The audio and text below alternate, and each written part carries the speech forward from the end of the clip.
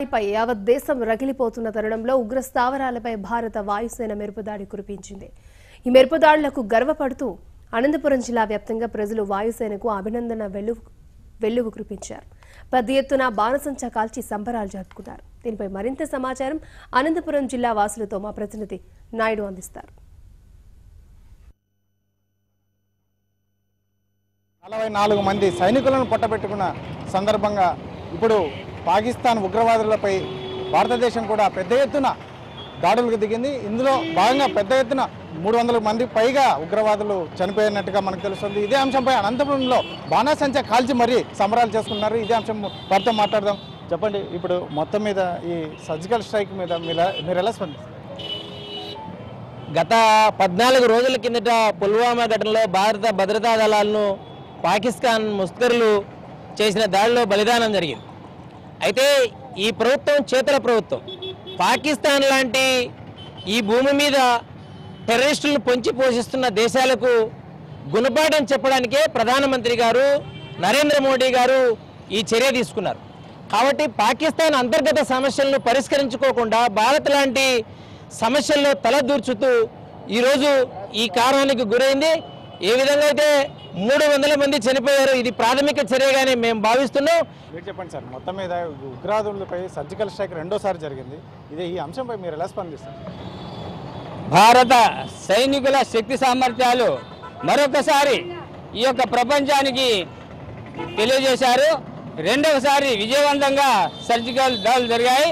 అంతేకాకుండా ఈ యొక్క పాక్ ఆక్రమిత కాశ్మీరులో సమూలంగా ఉగ్రవాద శిబిరాలను ధ్వంసం చేయాలని, అంతేకాకుండా పాకిస్తాన్కు సహాయం చేసేటువంటి దేశాలన్నీ కూడా సహాయాన్ని వెంటనే ఉపసంహరించుకోవాలి. కాబట్టి భారతదేశం దయాదాక్షిణ్యాల మీద బ్రతుకుతున్నటువంటి పాకిస్తాన్ ఈరోజు ఈ దేశంలో అల్లకల్లోలం జరుపుతూ ఉంది. రాబో రోజుల్లో పెద్ద ఎత్తున పాకిస్తాన్లో ఉన్నటువంటి ఉగ్రవాదాన్ని అంతం చేయాలని చెప్పి భారత ప్రభుత్వాన్ని భారత సైన్యాలను కోరుతున్నాం. భారత సైన్యాన్ని పొట్టను పెట్టుకున్న ఉగ్రవాదులను మన భారతదేశ వ్యాప్తంగా పెద్ద ఎత్తున మద్దతు తెలుసు. ఈరోజు సర్జికల్ స్ట్రైక్ జరగడం మొత్తం భారతదేశ వ్యాప్తంగా ఎలాంటి నిర్ణయాలు, ఎలాంటి చర్యలు ఉంటాయండి?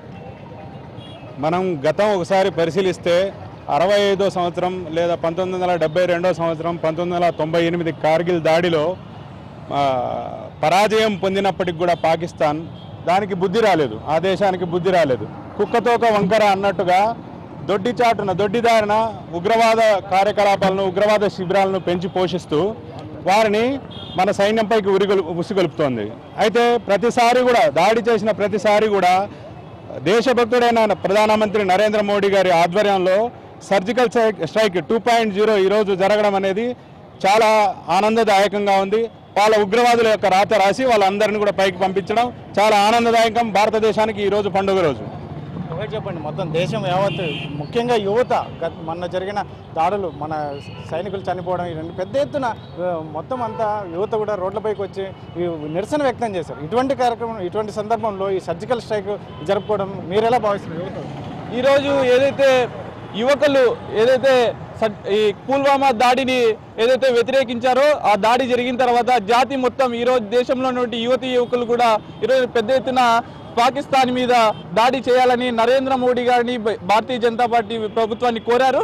దాంట్లో భాగంగానే ఏదైతే పొద్దున బ్రహ్మముహూర్తంలో పాకిస్తాన్లో ఉన్నటువంటి ఉగ్రవాదులు వాళ్ళ తలరాతల్ని నరేంద్ర మోడీ గారి రూపంలో రాశారని ఈ సందర్భంగా తెలియజేస్తూ ఈరోజు మొత్తం జాతి యావత్తు కూడా ఈరోజు సంబరాల్లో మునిగిపోయింది. ఇదే విధంగా ఇది జస్ట్ శాంపుల్ మాత్రమే, ఇంకా సినిమా పిక్చర్ ముందు ఉంది.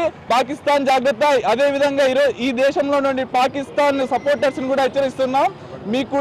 మీకు కూడా ఖబర్దార్. ఈ సందర్భంగా ఈ వేదిక నుంచి పాకిస్తాన్ సపోర్టర్స్కి హెచ్చరిస్తానని తెలియజేస్తున్నాం. ఇది అనంతపురంలో చెప్తున్నటువంటి విషయం. ఏదైతే ఉందో మొన్న జరిగిన సైనికులు ప్రాణాలు కోల్పోయామో అందులో భాగంగానే ఈరోజు తెల్లవారుజామున బ్రహ్మ ముహూర్తంలో మొత్తం మీద నరేంద్ర మోడీ గారు ఇక్కడ ఉగ్రవాదుల తలరాతలు మార్చారు. ఈరోజు దాడులు చేయడం కూడా దేశవ్యాప్తంగా, ఎందుకంటే మొన్ననే మనం మర్చిపోకముందనే సైనికుల ప్రాణాలు పోగొట్టుకుని మనం మర్చిపోకముందనే ఈ సర్జికల్ స్ట్రైక్ రెండోసారి నిర్వహించడం అనేది దేశం యావత్తు గర్విస్తోందని చెప్పేసి కూడా ఇక్కడ వీరు పేర్కొంటూ ఇక్కడ సంబరాలు కూడా చేస్తున్నారు. ఇది